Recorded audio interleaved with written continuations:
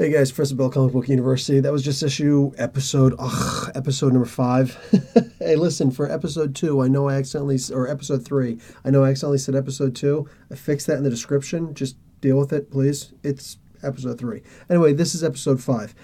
3 more to go after this. Okay, so these episodes have so much in them that I'm looking at my notes and I'm remembering where this episode began. And I'm just like, dude, so much happens in these episodes. It's amazing. Amazing what they're doing here. When Jessica Jones says to Daredevil, dude, get off of me. Because everybody comes in, they start shooting and whatnot. Luke is the only one who's technically safe from that.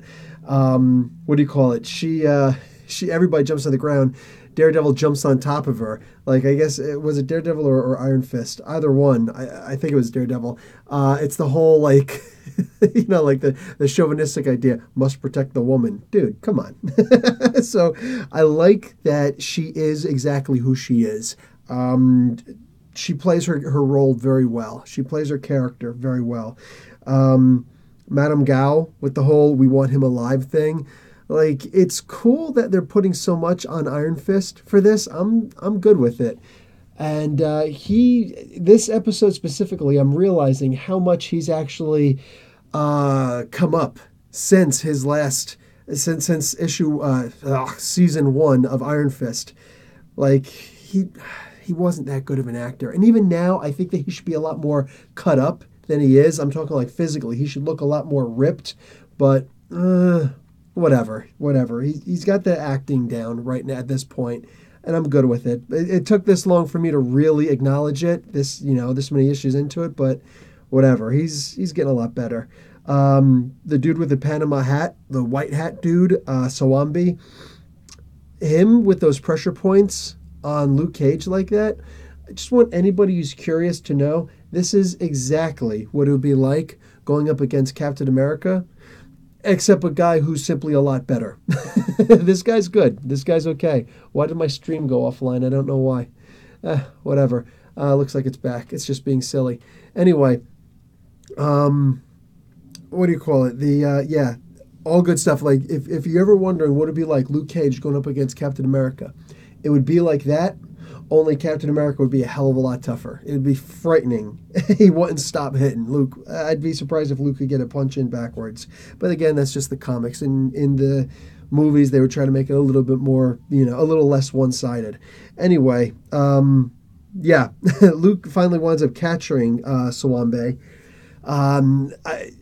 Seeing that these guys are all just fingers of the hand is pretty cool.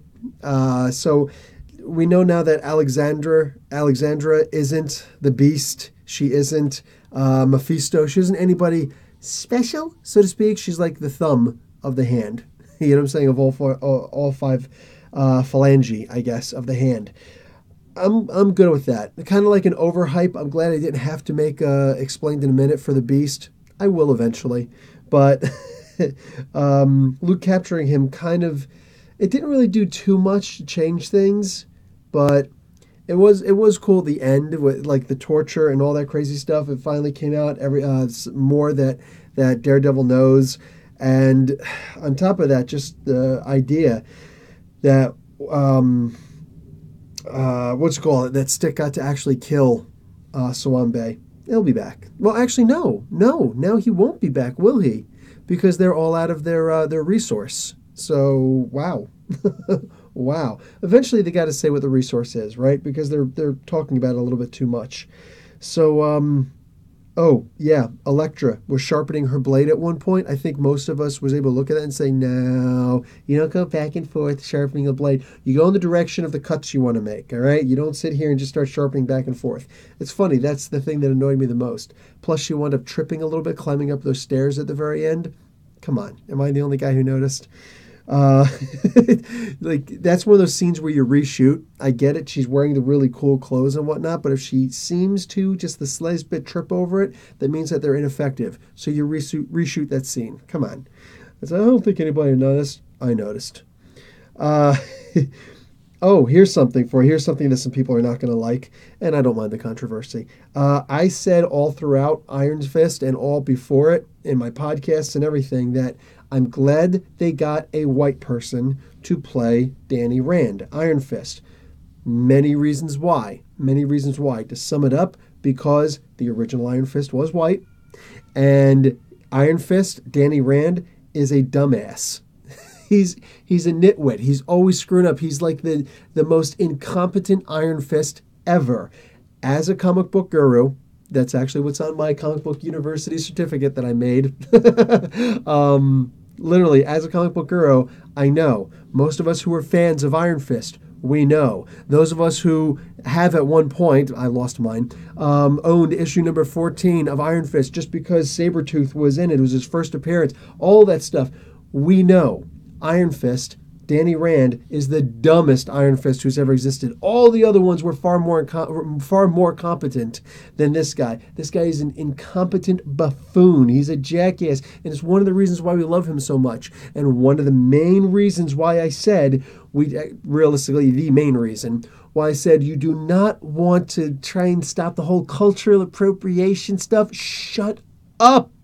Because only someone who doesn't understand the comics, someone who doesn't understand, who you are not a fan of Iron Fist, of the comic books, your opinion is minimalized massively because, you like the alliteration there, because you don't understand. If they would have put an Asian character in this, then everybody would say, oh, how come the Asian guy is the dumbest one out of the group? Daniel Rand is the dumbest one in the group. Everybody keeps on mentioning it. I've mentioned it several times. They're mentioning it in the freaking TV show. And here we go. It's actually being mentioned here. Everybody's saying it. Sowambi said it at one point. You know what I'm saying? He actually said, you're the dumbest Iron Fist yet. Yeah, he is. He always has been. Since the beginning of the comic. Well, not necessarily, but yeah, essentially from the beginning of the comics. He was always made to be just not that great. And then when they said there were other ones, yeah, these guys actually knew what they were doing. This nitwit doesn't. So, yeah, just stop. You'll have an awesome Asian martial artist when we suddenly see Shang-Chi, who I'm told, it's rumored, is going to be in season 2 of Iron Fist. That's when you're going to see a competent as hell son of a gun who's just going to tear through things, and Iron Fist is going to be learning massive amounts of kung fu from this guy. You want proof? Here's an example. Captain America sparred with him and said, I learned a few things from this guy. Just saying. So, Bakudo is back, and that is awesome. I liked Bakudo. He always seemed like he was overacting with, making sure that he speaks with the utmost perfect English. It always seems like he's overacting. But no, I like the way he does that. He's very careful with his words. He's very meticulous in all the things that he does. And he's able to stop and assess a situation when he's not doing so well. I love that about the character, and I appreciate it more in this episode. This was awesome. Seeing him back, we thought he was gone. Nah, he's back. He used the second of the last of the resources, I guess. But anyway, you guys know that's Colleen's sensei from back in the Iron Fist series. Okay, Daredevil, Jessica Jones, and Hellcat. That's right, Trish from Trish Talks. Seeing all three of these together, the only way this could have been better is if we would have seen her actually go full Hellcat and start doing some of the martial arts that she wound up learning. The stuff that she was doing with Nuke. Yeah, he was Nuke from the Jessica Jones series. Anyway, I thought it was nice seeing them, and I was really hoping she was going to do something. Hopefully maybe in season 2 of Jessica Jones, she'll be doing more, but I really do hope that we get to see her doing something here.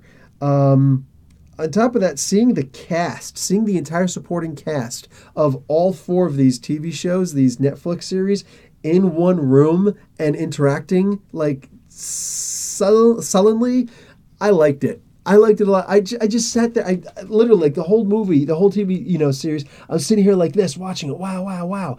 But that scene, I just kind of sat back. I'm like, this is nice. This is nice. All the supporting actors, I can't wait for them to all start interacting with each other a little bit more. You know what I'm saying?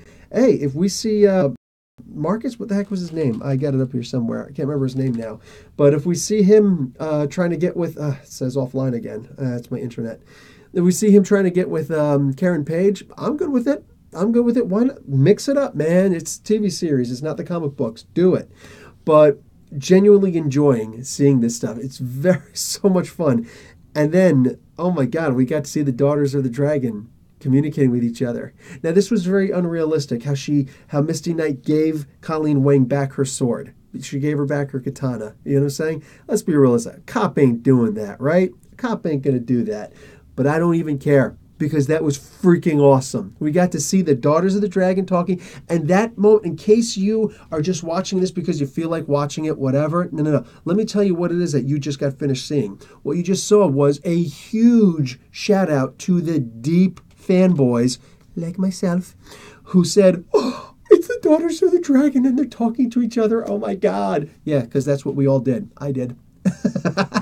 This episode was deep. We had a lot of episodes here. Yeah, the way that Stick killed Sawambe, it was kind of it was like Zetoichi. If you ever saw those old TV shows, they were actually TV shows and movies, but all of them put together. That was pretty cool. I was digging it. Elektra going to Matt's home. Everything else was just Elektra in Matt's home. It was beautiful. I could sum it up by saying it was absolutely beautiful that she left Alexandra and she went to Matt's home. She remembered. She actually remembered. I'm so scared the Punisher's going to show up because I know he's going to show up. So scared he's going to show up and kill her again. Like, I don't want to see her die again. She only died once. Let her just only die once, okay? And don't let her be a Skrull, please. Please don't let her be a Skrull. Comics fans know what I'm talking about. Secret Invasion storyline. I'll get to it eventually. But here, she remembered the bed where not only she got some serious nookie in there from Charlie Cox, Daredevil. Wow, kids are taking a bath. Morning time. Anyway, but not only that, that's also the bed she was poisoned on. If you remember, she was healing from her poison. She almost died like that, and she made promises to Stick and all that stuff. Like, a lot with Elektra happened on that bed. So seeing her curl up like that in like a fetal position and actually feeling like you don't curl up in fetal position unless you're, one, really scared, and two, you feel like you're home. You know what I'm saying? Like, you look at it psychologically, that's why you would curl up in a fetal position. And she was in a deep, like, cocoon. I thought, like, Adam Warlock and her was going to pop out of this cocoon, man. Like, she was just deep in there. She felt like she was home, and she felt safe after being scared for so long.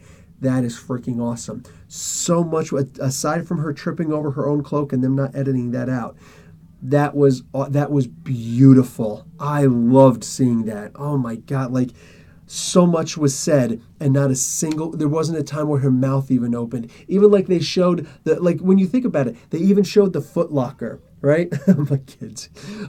They showed the Foot Locker. You know what I'm saying? She walks in and she sees the Foot Locker sitting there and it's unlocked, right? Because that's where he kept his costume. You remember in the first 2 seasons of Daredevil, that's where he kept his costume. It's unlocked because he's got the costume, because he's Daredevil again. Did she recognize that? Maybe we did. This was, oh my God, this is an amazing episode. This is my favorite episode so far. Out of the 5, I like 3 especially. 1, of course, because they're coming together. 3 was great because of the hallway scene. But this one is deep. And man, these guys are knocking it out of the damn ballpark. All right, guys. Professor Bill, Comic Book University, to be continued.